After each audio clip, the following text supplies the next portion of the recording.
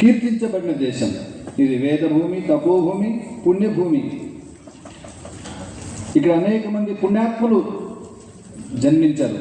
కాదు కాదు, భగవంతుడే అవతరించాడు. సిరివెన్నెల సీతారామ శాస్త్రి గారు ఒక పాట రాశారు ఆర్ఎస్ఎస్ కోసమే. ఈ దేశం ఎలాంటిదంటే ఆయన చెప్పింది, సృష్టికర్తయవు బ్రహ్మ సృజించిన వేద వాంగ్మయపు పుట్టిల్లు, నారాయణుడే నరుడై పుట్టి నడయాడిన నట్టిల్లు, హిమశైలమ్మును ఇల్లరికమునకు ఈశుని దించిన అత్తిల్లు. అటువంటి భూమిలో మనకు జన్మ లభించడం, మన ఎన్నో జన్మల పుణ్య ఫలం ఉంటే కానీ ఈ భూమిలో మనకు జన్మ లభించదు.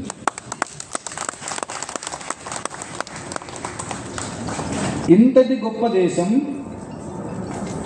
ఎందుకు బానిసత్వంలోకి వెళ్ళిపోయింది, ఎందుకు భారతదేశం స్వతంత్రాన్ని పోగొట్టుకున్నది అని ఒక మహనీయుడు ఆలోచించారు.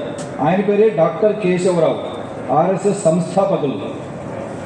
వారు జన్మజాత దేశభక్తులు. బాలగంగాధర్ తిలక్, మహాత్మా గాంధీ గారు, నేతాజీ సుభాష్ చంద్రబోస్తో కలిసి స్వతంత్ర పోరాటంలో పనిచేస్తూనే అందరినీ ఒక ప్రశ్న అడుగుతుండేవారు, భారతదేశం స్వతంత్రాన్ని ఎందుకు కోల్పోయింది? ఆంగ్లేయులు మనకంటే బలవంతులా? కాదు. మనకంటే జనాభా ఎక్కువ? కాదు. మనకంటే తెలివితేటలు ఎక్కువ? అస్సలు కాదు. మనకంటే సంపన్నులా? అసలే కాదు. తిండికి లేక సముద్రం మీద దొంగతనాలు చేసుకుని బతికినటువంటి జాతి ఇంగ్లాండ్.